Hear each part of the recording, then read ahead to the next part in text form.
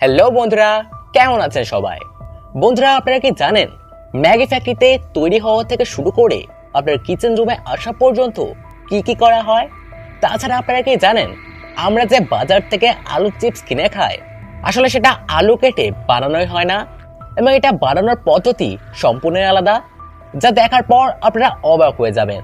তো বন্ধুরা, আজকের এই ভিডিওটি আপনাদের হুঁশ উড়িয়ে দেবে, কারণ আজকের এই ভিডিওতে আপনাদের জীবনের প্রতিদিনের খাবারগুলো শুরু থেকে শেষ পর্যন্ত ফ্যাক্টরিতে কিভাবে তৈরি করা হয় তা দেখাবো। এর জন্য ভিডিও শেষ পর্যন্ত পাশে থাকুন। তো চলুন শুরু করা যাক।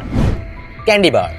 বন্ধুরা, আপনারা তো 5 স্টার চকলেটের অ্যাডভার্টাইজমেন্ট টিভি এবং মোবাইলে অনেকেই দেখেছেন। তাছাড়া এই চকলেট আপনারা অনেকেই খেয়েছেন, কিন্তু বন্ধুরা হয়তো আপনারা জানেন না যে আসলে এটাকে ফ্যাক্টরিতে কিভাবে বানানো হয়। এই চকলেট বানানোর জন্য চিনি, নারকেল তেল, কফ সিরাপ আর মলাসেসের ব্যবহার করা হয়। তারপর এই সমস্ত উপাদানকে একটি বড় কন্টেনারে মিক্স করা হয়। তারপর 10 মিনিট ধরে গরম করা হয়। তারপর বড় একটা স্টিলের ড্রামে ভরে ফেলা হয়, আর অন্যদিকে ক্যান্ডি তৈরি করা হয়। তারপর ক্যান্ডির সঙ্গে এটাকে মিক্স করা হয়। তারপর এই মিশ্রণ বড় একটা স্টিলের প্লেটে ঢেলে ফেলা হয়, যেখানে একজন ওয়ার্কার হাত দিয়ে এখানে ভালোভাবে মিক্স করে ফেলে।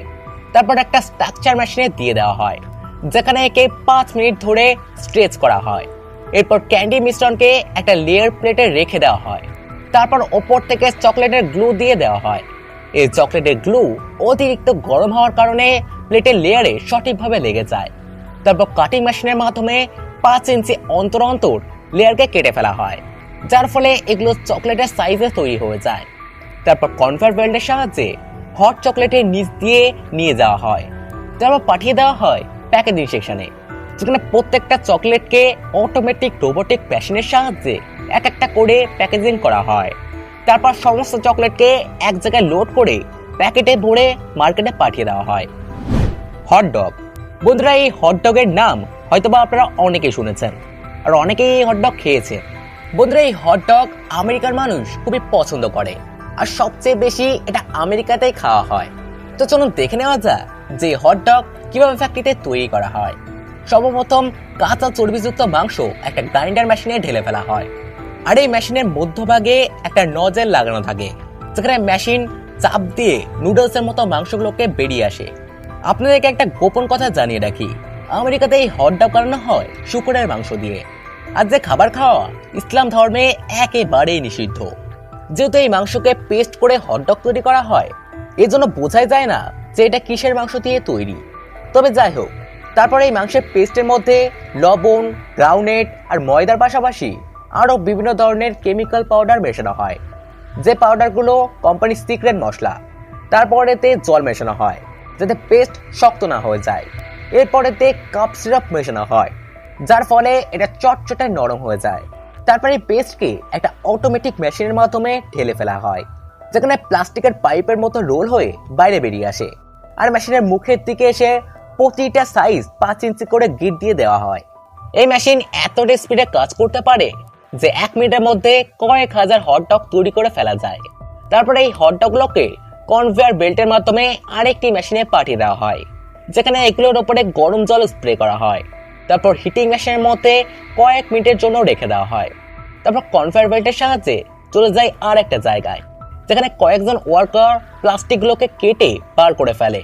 তারপর পাঠিয়ে দেওয়া হয় প্যাকেজিং মেশিনের মধ্যে, যেখানে অটোমেটিক মেশিনের মাধ্যমে প্রত্যেকটা হটডগকে প্যাকেট করা হয়। বন্ধুরা, এই হটডগ বেশিরভাগ আমেরিকার মানুষরা ব্রেকফাস্টে পাউরুটির সাথে খেয়ে থাকে। Potato chips making process. বন্ধুরা, এটা কোনো সাধারণ আলুর চিপস না। আপনি কি কখনো ভেবে দেখেছেন দামি দামি কোম্পানির চিপস কেন এক সাইজের এবং দামি হয়ে থাকে? তো চলুন জানা যাক এর গোপন রহস্য। আসলে এই কোম্পানি সরাসরি আলুকে ব্যবহার না করে প্রথমে আলুকে ভালোভাবে সিদ্ধ করে নেয়। তারপর বড় বড় গ্রাইন্ডার মেশিনের মাধ্যমে সিদ্ধ আলুগুলোকে পেস্টে পরিণত করে ফেলে। তারপর এগুলোতে আরো বিভিন্ন ধরনের কেমিক্যাল মেশানো হয়, যার ফলে এটা ময়দার মতো চটচটে আঠালো হয়ে যায়। যেহেতু এটা কোম্পানির সিক্রেট তথ্য, তাই আপনাকে পুরোপুরি এই পদ্ধতি দেখাতে পারছি না। তারপর এই পেস্ট কনভেয়ার বেল্টের মাধ্যমে চলে যায় আর একটা সেকশনে। তারপর সামনে থাকা 4 টনের রোলারের মাধ্যমে এই পেস্টকে ছিটে পরিণত করে ফেলা হয়। তারপর সামনে থাকা আর একটা কাটার রোলারের মাধ্যমে এগুলোকে চিপসের মতো কেটে ফেলা হয়। বেঁচে থাকা বাকি অংশ কনভেয়ারের মাধ্যমে ওপরের দিকে চলে আসে, যেটাকে পরে আবারও চিপস তৈরির জন্য ব্যবহার করা হয়।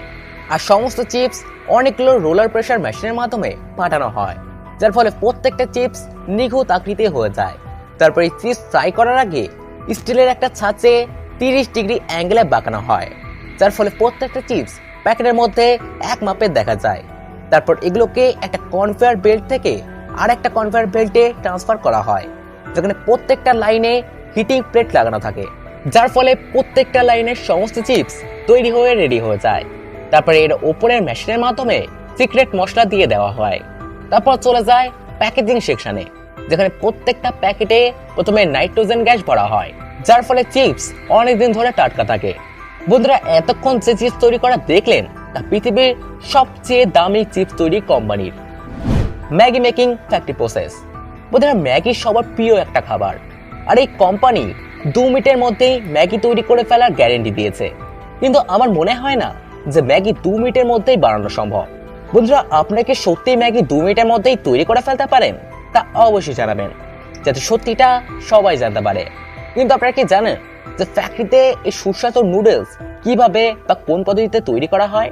তো চলুন দেখে আসি।